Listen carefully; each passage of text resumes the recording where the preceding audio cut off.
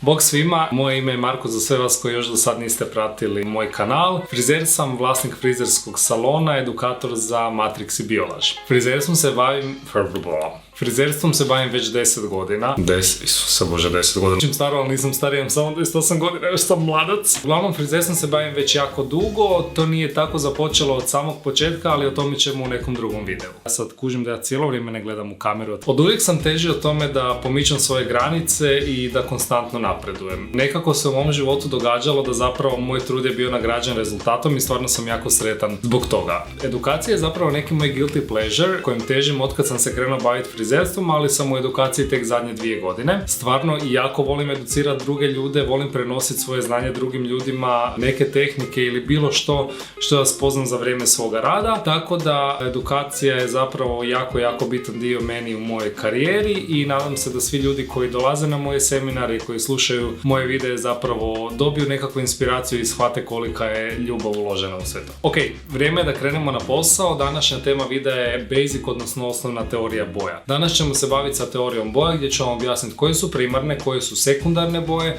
što je Ostwaldov krug boja i na koji način odrađujemo neutralizaciju, odnosno koje se boje međusobno neutraliziraju. Svo to znanje i sva ta teorija je dosta bitna kako bi postigli savršenu nijansu, odnosno kako bi dobili željenu nijansu koju naši klijenti traže od nas. Prije nego što nastavimo sa svim, pretplatite se na moj kanal, pratite me na društvenim mrežama, Living Room Hair, Larko Mistis, Instagram, također na Facebooku isto Living Room. Uglavnom, pratite me na društvenim mrežama, tamo objavljam stalno neke novosti, ali jednako tako i subscribe-te se na moj YouTube kanal kako bi mogli pratiti nove videe. Vrijeme je da započnemo sa primarnim bojama.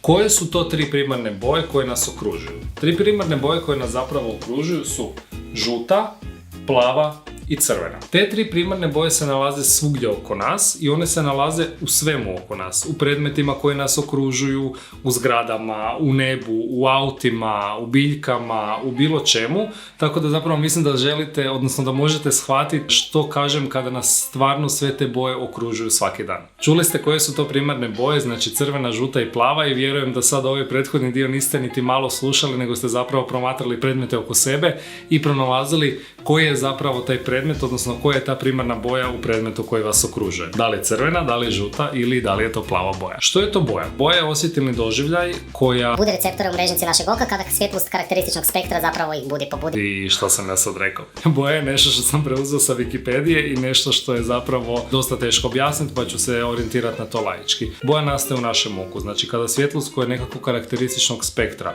se prelomi u našem oku i to se odlomljava od nekog predmeta, zapravo u našem oku se stvara boja. Ono što bi zapravo trebali znati je to da svako od nas drugačije doživljava boje. Svako od nas doživljava boju toplom ili hladnijom.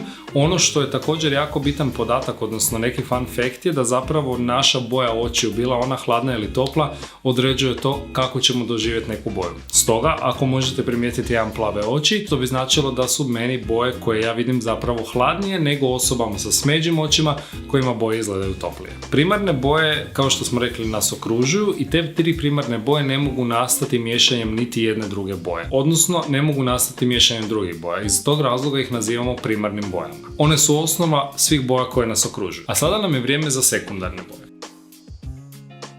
Sekundarne boje su zelena, ljubičasta, ne znam baš da li se vidi da je ovo ljubičasta boja, ali je, i narančast. Sekundarne boje nastaju miješanjem primarnih boja. Što to znači? Kada pomiješamo crvenu i žutu, dobivamo narančastu. Kada pomiješamo crvenu i plavu, dobivamo ljubičastu, a kada pomiješamo plavu i žutu, dobivamo zelenu boju. Sada smo stvorili neku bazu znanja kako bi mogli lakše dalje komunicirati. Prije nego što krenemo na Ostwaldov krug boja, želim podijeliti zapravo boju u neku podjelu koja je malo bliža svim ljudima koji se možda ne nalaze u strukama koje se bave bojama. A to je podjela na tople i hladne boje. Koje su nam tople, a koje su hladne? Znači, tople boje su nam crvena, žuta i narančasta. Koje su hladne boje? Plava, ljubičasta i zelena. Zašto nam je to bitno? Nama se uvijek događa da nam klijenti dolaze i da nam kažu ok, malo mi je boja pretopla, htjela bi tu boju neutralizirati, nisam baš zadovoljna sa tom bojom. Kod konzultacija sa klijentom, osim pitanja kako vam se sviđa vaša boja, koja je boja koju zapravo želite, naše oko primjećuje neke druge detalje. Koji su to detalje? Osim onoga što klijent nosi na sebi, i to je jako bitan trenutak gdje mi određujemo koju boju možemo predložiti tom klijentu i koji stil frizure možemo predložiti tom klijentu, jako bitan dio je također boja boja tena i boja očiju. Što to znači? Ako nam klijent ili klijentica ima hladan ten lica, naravno da joj nećemo preporučiti topliju boju, nego ćemo preporučiti hladniju boju. Jednako tako, ako nam klijentica ima topli ten lica, preporučit ćemo toplu boju.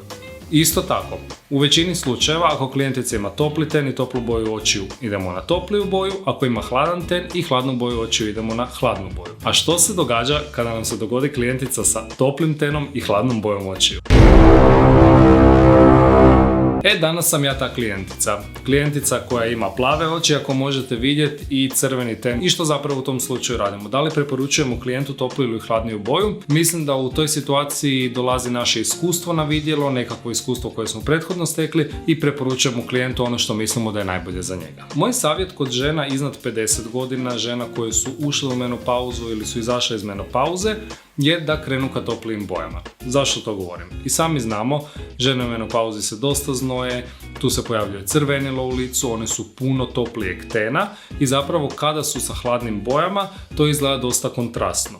Jednako tako, kada klijentica ima toplije lice, što siva boja radi njezinom licu, ističe taj crveni ten, naglašava ga i zapravo ta boja izgleda kao kaciga na njezinoj glavi. Još jedna bitna stvar, kod žena koje su starije, znači tu već pričamo o 65 plus godina, dosta često u tim situacijama zapravo ten postaje siviji, lagano ten, odnosno lice gubi boju i zapravo u tim trenucima je topla boja nešto što je super kako bi stvorila mali kontrast, kako bi im dala toplinu tom licu i kako bi cijela kosa i cijeli ten izgledali puno življe. Apsolvirali smo koje su primarne, koje su sekundarne boje. Da li stvarno na ovom svijetu postoji 6 boja? Ne postoji samo 6 boja, postoji još puno drugih boja. Tu dolazimo do tercijarnih boja, odnosno boja koje nastaju kombinacijom primarnih i sekundarnih boja. Vrijeme je za Osvaldov krug boja koji zapravo prikazuje koje su to boje. Imamo primarne i sekundarne boje. Žuta, ljubičasta, crvena, zelena, plava i narančasta.